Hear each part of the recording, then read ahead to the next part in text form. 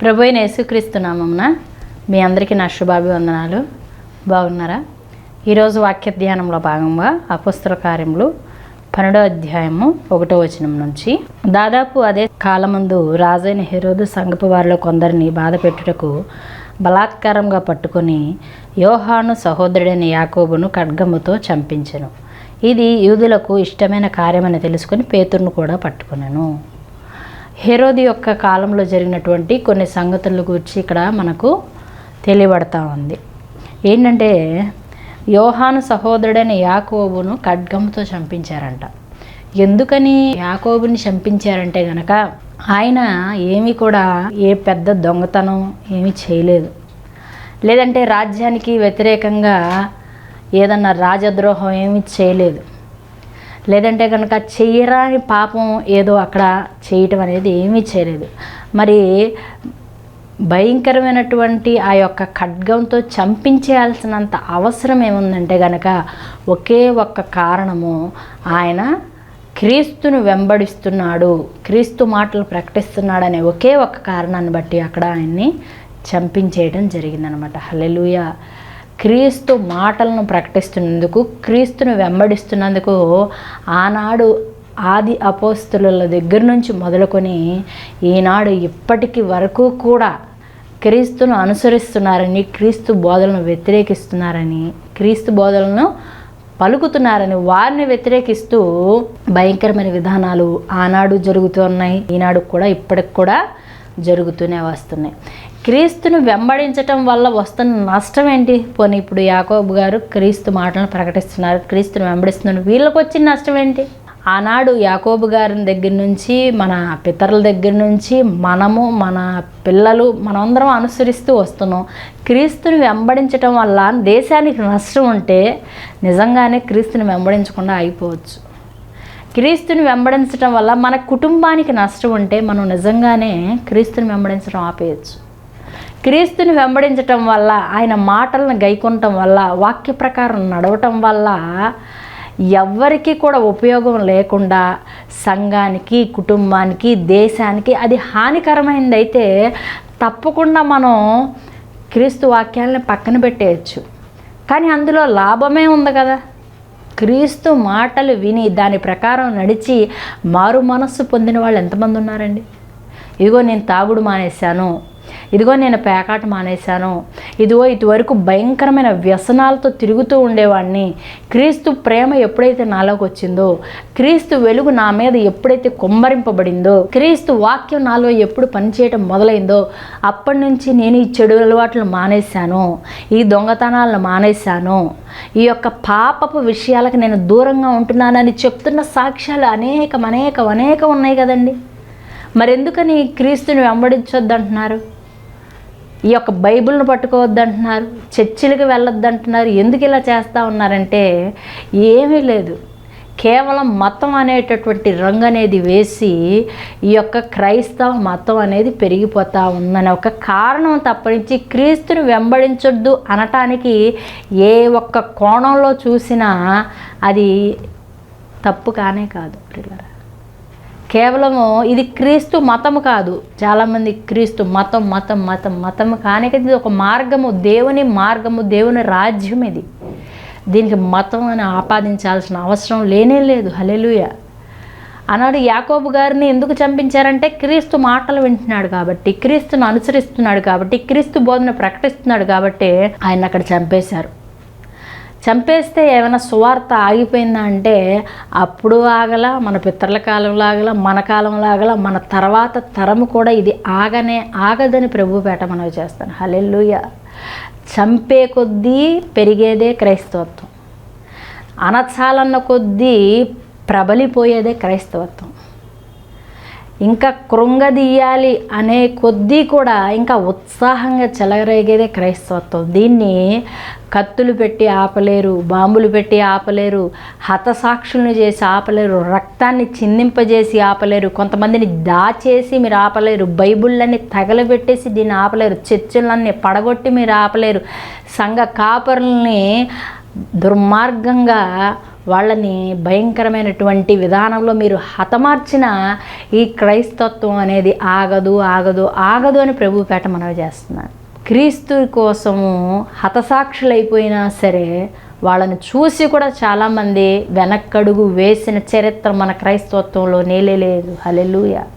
మిషనరీలను భయంకరంగా చంపారు కదండి, వారి బిడ్డలను చంపేశారు, వాళ్ళకి కళ్ళలేదు. వాళ్ళందరినీ కూడా కుటుంబం కూడా ఒక ఇంట్లో ఉంటే నిప్పు పెట్టి అంటించేశారు. జీబులో ప్రయాణాలు చేస్తూ ఉంటే వాళ్ళ మీద ఆకస్మికంగా దాడి చేసి అందరినీ కూడా చిత్రవధకు గురి చేశారు. ఆనాడు మిషనరీల యొక్క త్యాగం ఎంతో ఉంది. వాళ్ళు దేశానికి ఏం నష్టం చేశారు, మిషనరీలు వచ్చి ఎంతోమందిని మార్చారు. ఈనాడు స్టువర్ట్పురంగా పిలువబడుతున్నటువంటి ఆ యొక్క ఊరికి వెళ్తే మనకు అర్థమవుతుంది, అక్కడ ఉన్న దొంగలతో ఒక్కసారి మాట్లాడి చూడండి. ఇది క్రైస్తవత్వం ఒక మతము, ఇది ఒక మత వ్యాప్తి, క్రీస్తు అనే పేరు ఉండకూడదు, చర్చిలు ఉండకూడదు అనే వారితోనే నేను మాట్లాడుతున్నాను. ఒక్కసారి ఆ స్టువర్ట్పురం వెళ్ళి చూడండి. ఛార్జీలు ఇబ్బంది అయినా సరే నాకు ఫోన్ చేయండి. అక్కడికి వెళ్ళి అడిగితే ఒక్కొక్కళ్ళని కదిపితే కనుక మీరు ఎలా మారారు అంటే కనుక మేము దేవుని సువార్త స్టువర్ట్ దొరగారు మా దగ్గరికి వచ్చారు, క్రీస్తు ప్రేమను ప్రకటించారు, ఈ బ్రతుకు తప్పని చెప్పారు, మా పిల్లలకి చదువు నేర్పించారు, మేము పనిచేయడానికి పొలాలు ఇప్పించారు, ఈ యొక్క వృత్తి తప్పని చెప్పారని ఇప్పటికి కూడా వృద్ధాప్యంలో ఉన్న కొంతమందిని మనం కదిలిస్తే కనుక చెప్తారు. ప్రియులారా, ఒకసారి యూట్యూబ్లో కొట్టి చూసుకోండి. స్టువర్ట్పురం అనే చరిత్ర గురించి న్యూస్లో కూడా వస్తూనే ఉంది. ఇటువరకు దొంగలతో కిటకిటలాడిపోతున్న స్టువర్ట్పురంలో, పోలీస్ స్టేషన్లో కేసులతో కిటకిలాడిపోతున్నటువంటి స్టువర్ట్పురము ఇప్పుడు కేసులే లేకుండా వెలవెలలాడిపోతుందట. హల్లెలూయా. ఎందుకని? కేసులు లేకపోవడం ఏంటంటే కనుక అందరూ వాళ్ళ వృత్తి మానేశారు, ఆ దొంగతనం అనేటువంటి వృత్తి మానేశారు. ఇటువరకు రోజుల్లో కిటకిటలాడిపోయాయంట పోలీస్ స్టేషన్లో. ఆ స్టువర్ట్పురం దొంగలు పట్టుకుంటాం అసాధ్యము. వాళ్ళు గనక ఒక ఊరికి వెళ్ళాలని ప్రయత్నం చేస్తే ఆ ఊరిని వాళ్ళు కొల్లగొట్టుకోకుండా ఆపటం ఎంతమంది పోలీసుల తరం కూడా అయ్యేది కాదంట. అంత చాకచక్యంగా ఊరినే నలుగురు వెళ్ళి ఊరిని దోచుకునేవాళ్ళంట. అంత భయంకరంగా ఉండాలంట. వాళ్ళు పోలీసులకు దొరికితే వాళ్ళకి ఎటువంటి ఇబ్బంది కలగకుండా, వాళ్ళ రహస్యాలు బయటికి చెప్పకుండా ఉండటం కోసం ముందుగానే వీళ్ళు కఠినమైన ట్రైనింగ్, ముందుగానే వీళ్ళే ట్రైనింగ్ అంట. సముద్రపు ఇసుకల దగ్గరికి వెళ్ళిపోయి అక్కడ పరిగెత్తే వాళ్ళు. మామూలు రోడ్డు మీద పరిగెట్టడం కంటే ఇసుకలో పరిగెట్టడం చాలా కష్టం కదండి. అక్కడ ట్రైనింగ్లు తీసుకునేవాళ్ళంట. గాడిద రక్తం తాగి పరిగెత్తేవాళ్ళంట. ట్రైన్ కంటే వేగంగా, పోలీసుల కంటే వేగంగా, వాహనాల కంటే వేగంగా పరిగెత్తుకుంటూ వెళ్ళిపోయేవాళ్ళండి. అంటే వాళ్ళు తీసుకున్నటువంటి ట్రైనింగు అలాంటిది. ఎవరికి మేము దొరకకూడదు, మమ్మల్ని ఎన్ని విధాలా బాధ పెట్టినా మా నోట్లోంచి ఒక మాట కూడా రాకూడదు అని. ఇక వీళ్ళు పట్టుకుంటాం అనవసరం, వీళ్ళని మనకు దొరకరు అని నిర్ణయించుకున్నప్పుడు వాళ్ళ భార్యల్ని బిడ్డల్ని తీసుకుని వచ్చి చిత్రవద చేస్తామంటే మనోళ్ళు అక్కడ ఉన్నారని చెప్పి వీళ్ళంతటిగా లొంగిపోయేవాళ్ళు. కానీ వీళ్ళని పట్టుకునేటటువంటి శక్తి ఆనాడు లేకపోయింది. హల్లెలూయా. అలాంటి వాళ్ళని అందరినీ చంపేసుకుంటా వెళ్తే, దొంగలు ఉండకూడదని అందరినీ చంపుకుంటా పోతే ఎంతమంది చచ్చిపోయేవాళ్ళు ఉన్నాయి? మనిషి కాదు చావాల్సింది, మనిషిలో ఉన్న పాపం చచ్చిపోవాలి. మనిషి కాదు చావాల్సింది, మనిషిలో ఆ మనసులో ఉన్నటువంటి దొంగతనం చెయ్యాలి అనేటటువంటి ఆ ఆలోచన ఉంది చూసారా, అది చచ్చిపోవాలి. అంటే వాళ్ళు మనస్సు మార్చబడాలి. మనస్సు మార్చే శక్తి నా ప్రభువైన యేసుక్రీస్తుకు మాత్రమే ఉంది. హల్లెలూయా. అంతకుముందు తాగుబోతుగా ఉన్నటువంటి వ్యక్తి ఇప్పుడు తాగుని చూసి అసహ్యం పుట్టాలంటే అది నా దేవుడిస్తే తప్ప ఎవరో ఏదో చేస్తే వచ్చేది కాదు. హల్లెలూయా. మీరు కనుక కదిపితే యూట్యూబ్లో కొట్టి చూస్తే కొంతమంది చెప్తూ ఉంటారు. వాళ్ళలో కొంతమంది కొన్ని బిరుదులు కూడా ఉన్నాయి. పెద్ద పులి అని, టైగర్ అని, అవని ఇవని. వాళ్ళందరూ ఇప్పుడు బైబిల్ పట్టుకొని తిరుగుతూ ఉన్నారు. పేర్లు మార్చుకున్నారు, ఇస్సాక్ అని, యాకోబు అని. ఎలాగా మీకు అంటే దొరగారు వచ్చారు, మమ్మల్ని మార్చారు, మా పిల్లలకి చదువులు చెప్పించారు, మాకు పని కల్పించారు అని ఎన్నో సాక్ష్యాలు. ఎలాగొచ్చింది? ఆనాడు ఆ మిషనరీలు చేసిన త్యాగం. ఈనాడు కొంతమంది దైవసేవకులు వారు పడుతున్నటువంటి కష్టమును బట్టి ఎన్నో విద్యాలయాలు కట్టించారు, వైద్యాలయాలు కట్టించారు, ఎన్నో అనాథాశ్రమాలు పెట్టారు, ఎన్నో చారిటీసు, ఎన్నో రకాల పలు విధాలైన సంఘ సేవలు. ఇవన్నీ దేని కొరకు? ఇవన్నీ చేయటం వల్ల క్రైస్తవత్వం వల్ల దేశానికి లాభం జరిగిందా, నష్టం జరిగిందా అని ఒక్కసారి ఆలోచించమని ప్రభువు పేట మనవి చేస్తున్నాను. హల్లెలూయా. అలాంటి యాకోబుని చంపించడానికి ఏమీ కారణం లేదు. ఆయన ఏమన్నా దొంగ కాదు, వ్యభిచారి కాదు, తాగుబోతు కాదు, నలుగురిని మార్చేస్తున్న వ్యక్తి కాదు, పిల్లల్ని కిడ్నాప్ చేసి వేరే చోటకి అమ్మేస్తున్నటువంటి వ్యక్తి కాదు, ఏమీ కాదు. కేవలం సువార్త కొరకు ఆయన్ని చంపేశారు. క్రీస్తుని వెంబడిస్తున్న విధానాన్ని బట్టి చంపేశారు. ఈనాడు కూడా ఎంతోమందిని చంపడానికి కూడా కారణం అదే. క్రైస్తవత్వం అనేది రోజు రోజుకి ప్రబలిపోతుంది. క్రైస్తవులు రోజు రోజుకి పెరిగిపోతూ ఉన్నారు. వీళ్ళ మతం అనేది వ్యాప్తి చెందుతూ ఉన్నది అనే భ్రమలో వాళ్ళు ఏం చేస్తున్నారంటే ఇది మతం అని దీనికి ఒక రంగు వేసుకొని ఇది ఎక్కువైపోతూ ఉందని చెప్పి ఇప్పుడు చర్చలను పడగొట్టడానికైనా, సంఘస్థుల్ని హింసించడానికైనా, రకరకాల విధానాలు ప్రవేశపెట్టడానికైనా కారణం ఇదే. నా ప్రియ సహోదరి, ఇది మతం కాదు, మార్గము. ఇది నేను ఎంత అణచాలని చూస్తే అది వ్యాప్తి చెందుతూనే ఉంటుంది. నిజాన్ని ఎవ్వరూ దాయలేరండి. నిజమే నువ్వు ఎంత కప్పి పెట్టాలని చూసినా అది నిప్పు లాంటిది. అది నిన్ను తగలబెట్టేస్తుందేమో కానీ అది వెలుగులోనికి రాకుండా ఉండనే ఉండదు. అదే అబద్ధమైతే, క్రీస్తు బోధ అబద్ధమైతే, క్రీస్తు మాటలు అసత్యమైతే, అసలు క్రీస్తే అసత్యమై ఉంటే కనుక ఆనాడు క్రీస్తును సిలువ వేసిన రోజునే ఈ యొక్క బోధ అంతమైపోయి ఉండేది, ఈ సువార్త అంతమైపోయి ఉండేది, ఈ బైబిల్ అనేది వచ్చి ఉండేది కాదు మన చేతుల్లోనికి. ఆనాడు క్రీస్తుని సిలువ వేసినప్పుడే ఇది అంతరించిపోయి ఉండేది, అసత్యమై ఉంటే. ఇది అసత్యం కాదు కాబట్టి, ఇది నిజమైన వెలుగు కాబట్టి, ఇది నిజమైన మార్గం కాబట్టి, ఇది నిజమైన జీవం కాబట్టే ఆనాడు అక్కడ నుంచి మొదలైనటువంటి విధానము ఇంకా వస్తూనే ఉంటుంది. ఎప్పటి వరకు అంటే యుగ సమాప్తి వరకు ఇది కొనసాగుతూనే ఉంటుంది. హల్లెలూయా. క్రీస్తుని చంపేస్తే క్రైస్తవత్వం ఆగిపోతుందని ఏం నిందలు వేద్దాం అని ఆలోచించి వెళ్ళి ఇతను రాజు అని చెప్పుకుంటున్నాడు, కైసరునికి వ్యతిరేకంగా పలుకుచున్నాడు, మా రాజు కైసరు తప్ప ఇతను కాదు, ఇలాంటి వాడు ఉండటానికి వీల్లేదు అని అంటే ఇతనిలో నాకు ఏ దోషము కనపట్టలేదు, ఈయన మీద ఎందుకు నింద వేస్తున్నాడు, వీళ్ళని సిలువ వేయాల్సిందే అని పట్టుబట్టారు. క్రైస్తవత్వం ఆగిపోతుంది అనుకున్నారు. 12 మంది శిష్యులు బలాత్కారంగా పట్టుకుని ఒకళ్ళని చంపించారు, ఒకళ్ళనేమో శిరఛేదనం చేశారు, ఒకళ్ళ తలకిందులుగా వేలాడదీశారు, నానా రకాల ఇబ్బందులు పెట్టి శిష్యులందరినీ చంపేస్తే క్రైస్తవత్వం ఆగిపోతుంది అనుకున్నారు. కానీ ఆగలేదు ప్రియులారా. క్రైస్తవత్వము ఒక్క క్రీస్తు నుంచి శిష్యుల నుంచి అనేక మంది శిష్యుల నుంచి అనేకమైనటువంటి సంఘాలు, సువార్థికులు అందరూ కూడా ఇది ఒక ప్రపంచంలాగా ప్రబలిపోతూనే వచ్చింది. కానీ ఎక్కడా కూడా దీన్ని ఆపటం అనేది ఎవ్వరు సాధ్యము కాదని ప్రభుపేట మనం చేస్తున్నాను. హల్లెలూయా. మొన్న చూసాము భయంకరమైన విధానాలు. సంఘ కాపరిని భయంకరంగా హింసించారని, చంపారని, రకరకాలుగా కొంతమంది యాక్సిడెంట్ అని, కొంతమంది చంపేశారని రకరకాల మాటలు మాట్లాడుచున్నారు ప్రియులారా. నిజంగా ప్రవీణ్ అలా చూసినప్పుడు నా మట్టుకైతే నేను చాలా బాధ, నాకు మనసులో దుఃఖము. ఎవరైనా చంపించినా ఆయన క్రీస్తు రాజ్యానికి వెళ్ళిపోయారు, దేవుని యొక్క పిలుపొందుకుని వెళ్ళిపోయారు. కానీ ఇక్కడున్న వాళ్ళ పరిస్థితి ఏంటి అనిపించింది. వాళ్ళ భార్యని ఎవరు బలిపరుస్తారు, వారి బిడ్డలను ఎవరు చూసుకుంటారు, వారి సంఘం పరిస్థితి ఏంటి, అక్కడ ఉన్నటువంటి ఆ సంస్థల పరిస్థితిని ఎవరు, ఆ నాయకత్వాన్ని ఎవరు వహిస్తారు అని అనిపించింది ప్రియులారా. దేవునికి అసాధ్యమైనది ఏమున్నది కానీ ఆ ప్లేస్లో ఇంకొక మనిషిని పెట్టచ్చు. కానీ ఎంతో జ్ఞానము, ఎన్నో పుస్తకాల మీద పట్టు సాధించినటువంటి ఆ యొక్క జ్ఞాన భండాగారం అనేది అలాంటి వ్యక్తిని కోల్పోవడం అనేది చాలా చాలా బాధ కలిగించేటటువంటి విషయం. అంత నాలెడ్జ్, అంత జ్ఞానము సంపాదించాలంటే, అన్ని పుస్తకాల్లో ఉన్న సారాంశం అంతా గ్రహించాలంటే, ఒక డిబేట్లో కూర్చొని అది ఎదురాడుతున్నటువంటి వ్యక్తులకు సమాధానం ఇవ్వాలంటే, మన క్రైస్తవత్వం ఇది, క్రీస్తు అంటే ఇది, క్రీస్తులో ఉన్న గొప్పతనం ఇది, ఇది ఒక రాజ్యము, ఇది ప్రేమను పంచేటటువంటి విధానము అని ప్రతి ఒక్కళ్ళతో కూడా వాళ్ళకి సమాధానం చెప్పాలంటే ఎంతో జ్ఞానము, తెలివి, అలాంటి తెలివి జ్ఞానం కలిగినటువంటి ఒక క్రీస్తు యొక్క గొప్ప పరిచారకుని, క్రీస్తు సేవకుని, ఒక గొంతుని మనం కోల్పోయామని నాకు చాలా బాధ అనిపించింది ప్రియులారా. ఏదేమైనప్పటికీ అది చూసి చాలామంది వెనక్కి తగ్గిపోతారు అని అనుకుని ఉండొచ్చు, ఒకవేళ అది మనుషుల చేత కల్పింపబడింది అయితే గనక.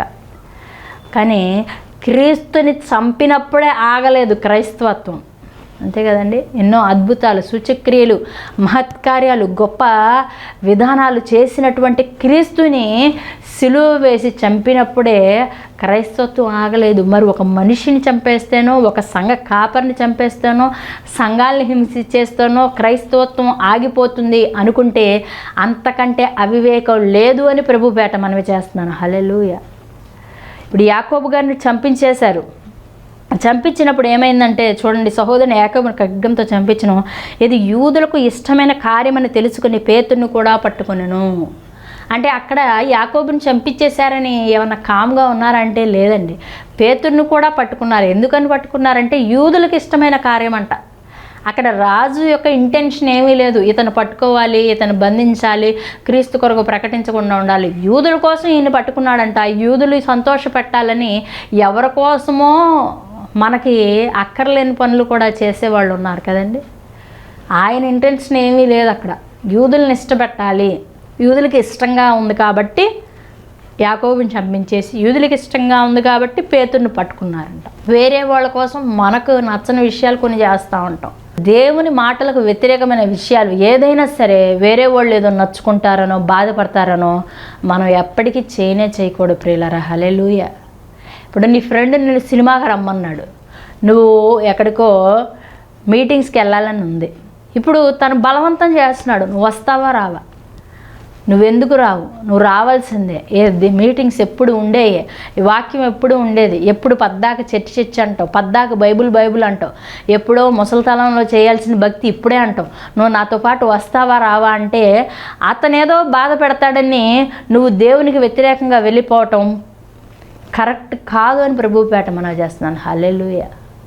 ఏదో సినిమాకి రమ్మన్నాడనో, కోడి పందాలకు రమ్మన్నాడనో, ఏదో అక్కడ నలుగురు కొట్టుకుంటున్నారు, మన ఫ్రెండ్స్ని కొట్టేస్తున్నారా, నువ్వు రావాల్సిందే, అక్కడ నువ్వు నిలబడాల్సిందే, నువ్వు మాట్లాడాల్సిందే అని ఇలాంటి అల్లరి చిల్లర వేషాల కోసం, ఇలాంటి పనికిరాని పనుల కోసం, నిష్ప్రయోజనమైనటువంటి విషయాల కోసము వాళ్ళేదో అనుకుంటారు, వీళ్ళేదో బాధపడతారు, వీళ్ళేదో నొచ్చుకుంటారు, వీళ్ళు నన్ను లీడర్గా స్వీకరించరు, వీళ్ళు నన్ను గొప్ప పదవి ఇవ్వరు అని చెప్పి ఈలోక పదవుల కోసం, ఈలోక ఆశల కోసం, ఈలోక విజయాల కోసం, ఈలోక సంతోషాల కోసం వాళ్ళేదో అనుకుంటారేమో. నాకుంది చర్చికి వెళ్ళాలని, నాకుంది మీటింగ్కి వెళ్ళాలని, నాకుంది బైబిల్ చదువుకోవాలని, కానీ నేను ఇప్పుడు వెళ్ళకపోతే నా ఫ్రెండ్ నాతో మాట్లాడు, నా గర్ల్ ఫ్రెండ్ నన్ను పక్కన పెట్టేస్తుంది, అమ్మో నా బాయ్ ఫ్రెండ్ ఊరుకోడు, నేను ఇప్పుడు కనుక వెళ్ళకపోతే నన్ను వద్దంటాడు. మళ్ళీ ఇలాంటి వ్యక్తి దొరుకుతాడో దొరకడో. మా అమ్మా నాన్న తెచ్చిన ఇలాంటి మంచి సంబంధం తెస్తారో తేరో. ఇప్పుడు వాళ్ళ కోసం నేను చర్చి మానేస్తే ఎలా, మీటింగ్ మానేస్తే ఎలా? మీటింగ్కి వెళ్ళకుండా ఉండి నేను వాళ్ళు చెప్పిన వాటికి పరుగులు పెట్టకపోతే ఎలా అని చర్చి మానేసి ఇవి మానేసి దేవునికి వ్యతిరేకమైన పనులు చేస్తూ ఉంటే కనుక నువ్వు ఎవరి కోసం బైబిల్ని పక్కన పెట్టేసావో, ఎవరి కోసం చర్చి మానేసావో, ఎవరి కోసం క్రీస్తుకు వ్యతిరేకంగా బతుకుతా ఉన్నావో, ఎవరి కోసం తల్లిదండ్రులను ఎదిరిస్తూ ఉన్నావో, ఎవరి కోసమో సొసైటీలో ఒక చెడ్డ పేరు తెచ్చుకుంటా ఉన్నావో, ఆ చివరాఖరికి ఆ వ్యక్తి ద్వారానే నీకు అంతం ఉంటుందని ప్రభుపేట మనం చేస్తాను. హల్లెలూయా. ఆ అంతం ఏదైనా కావచ్చు, నువ్వు ఆఖరికి భ్రష్టు పట్టిపోయే విధానమైనా కావచ్చు, తీసుకెళ్ళి మరణానికి అప్పచెప్పే విధానమైనా కావచ్చు, ఆ వ్యక్తి నిన్ను మోసం చేసి వేరే వాళ్ళతో వెళ్ళిపోవటమైనా కావచ్చు, ఏదైనా కావచ్చు. దేవునికి వ్యతిరేకంగా నువ్వు ఎవరి కోసం జీవిస్తున్నావో ఆ వ్యక్తి ద్వారానే నీకు శ్రమలు వస్తాయని ప్రభుపేట మనం చేస్తున్నాను.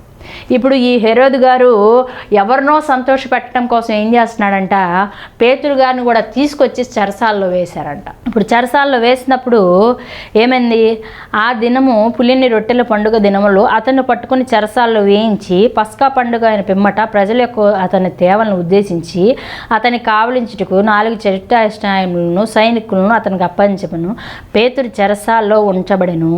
సంఘమైతే అతని కొరకు అత్యాసక్తితో దేవునికి ప్రార్థన చేయుచుండెను. ఇప్పుడు పేతురుని పట్టుకున్నప్పుడు ఏమైందంటే సంఘమంతా ప్రార్థన చేస్తుంది. వాస్తవానికి సంఘమంతా వెళ్ళిపోవాల్సిన సమయం అది.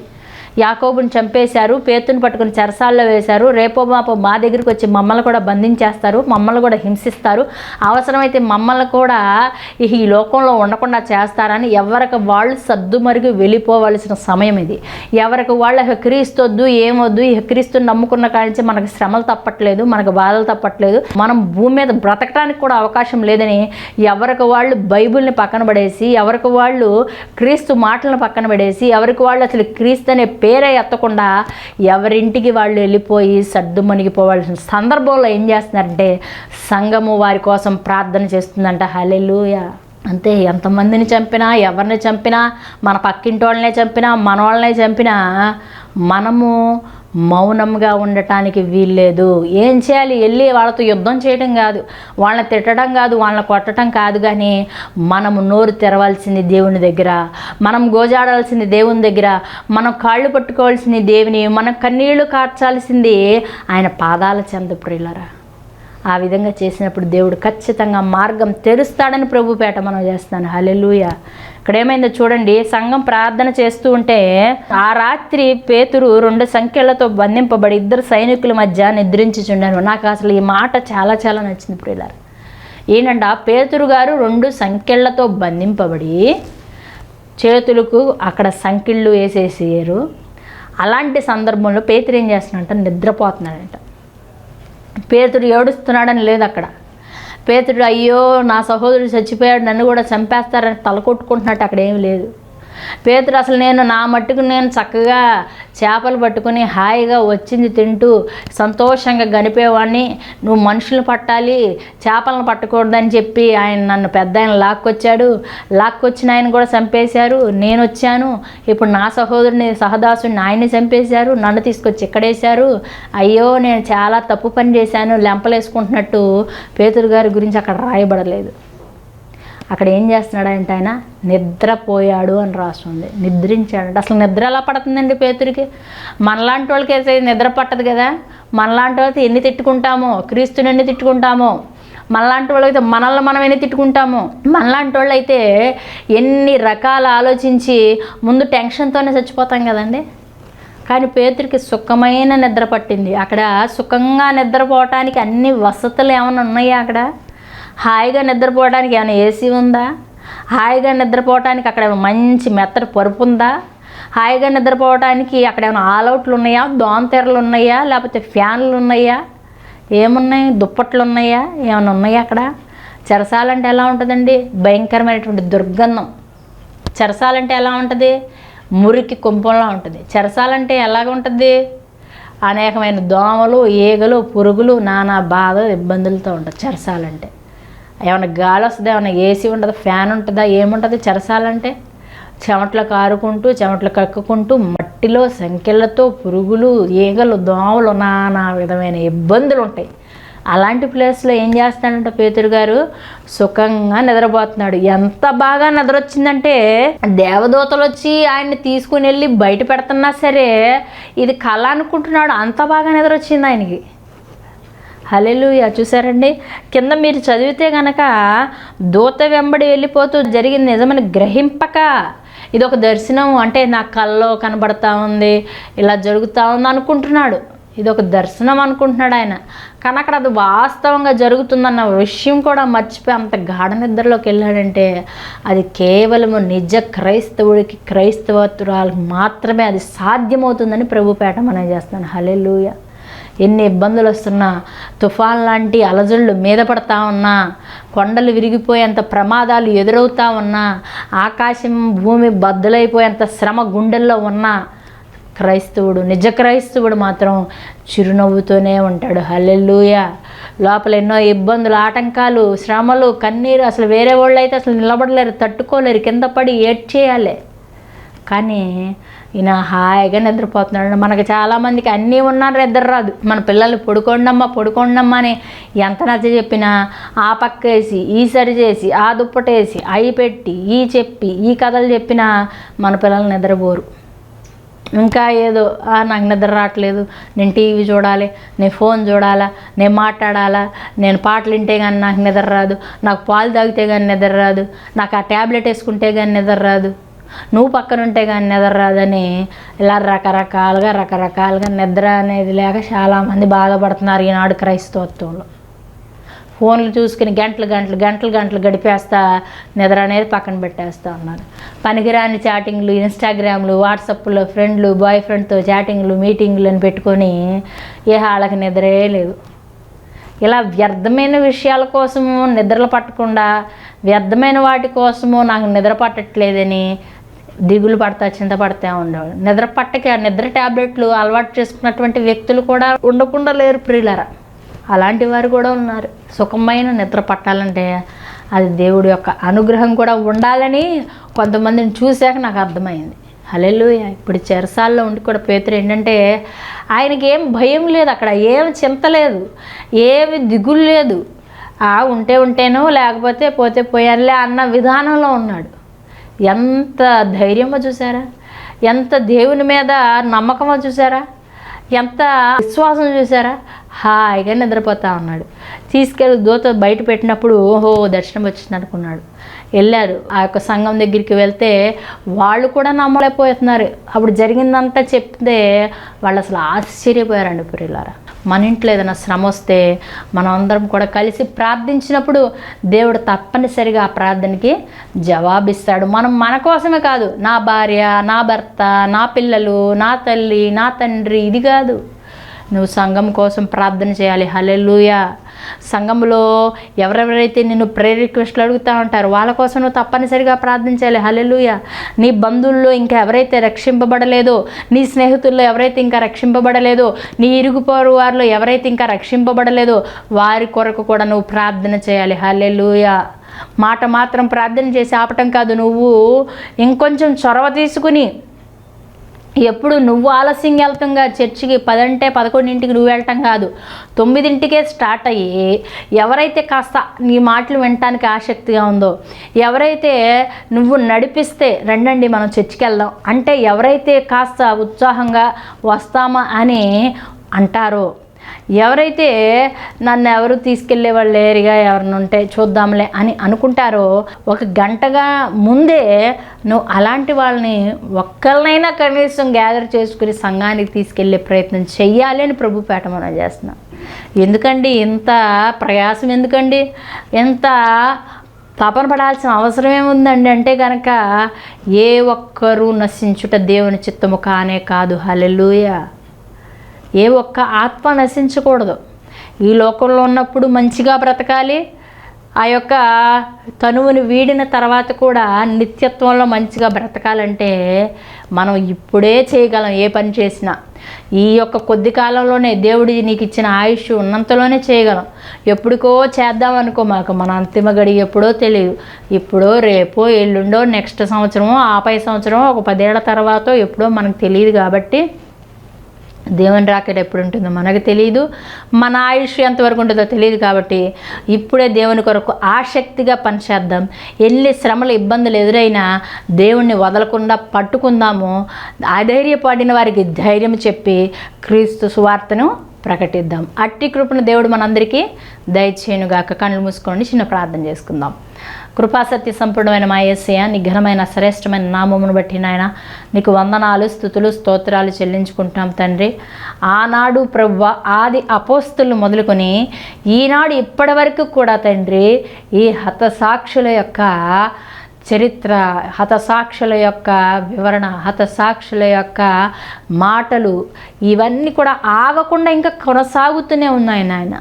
యేసయ్య, ఎవరు ఎన్ని విధాలుగా ప్రయత్నించినా ఇది ఆగేది కాదు, కొనసాగేదని ప్రభువా ఈ యొక్క క్రైస్తవత్వాన్ని తప్పుబట్టాలని ప్రయత్నిస్తున్న ప్రతి ఒక్కరితో మీరు మాట్లాడమని అడుగుచున్నాను.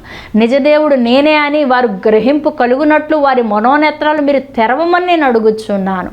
ఇది మతము కాదు, ఒక మార్గం అని ప్రభువా వారి మనస్సులను మీరు సంధించమని నాయన నేను బ్రతిమలాడుకుంటూ ఉన్నాను తండ్రి. చర్చిలకు వ్యతిరేకంగా, సంఘస్థులకు వ్యతిరేకంగా, సంఘ కాపరులకు వ్యతిరేకంగా, క్రీస్తుకు వ్యతిరేకంగా లెగుస్తున్న ప్రతి బిడ్డ, ప్రతి వ్యక్తి, ప్రతి శక్తి, ప్రతి అధికారి, ప్రతి యంత్రాంగము కూడా తండ్రి ఆనాడు సౌలుని దర్శించిన రీతిగా సౌలు పౌలైనట్లు ప్రభువా వారందరితో కూడా ప్రభువా మీ యొక్క వెలుగు ప్రకాశము వారిపై కురిపించమని అడుగుచున్నాను తండ్రి. స్తోత్రం. క్రీస్తులో ఉన్న మేమందరము కూడా ప్రభువా బలవంతులమై ఏ విషయానికి జడియక, బెదరక, కృంగక, దిగులు పడక మా కడ ఊపిరి ఉన్నంత వరకు కూడా ఈ సత్య సువార్తను ప్రకటించే వరముగా మా బ్రతుకులు ఉండగలిగినట్లు సహాయం అనుగ్రహించమని యేసు పరిశుద్ధ నామమును అడిగి వేడుకుంటున్నాము తండ్రి. ఆమేన్. ఆమేన్. Praise God. హల్లెలూయా.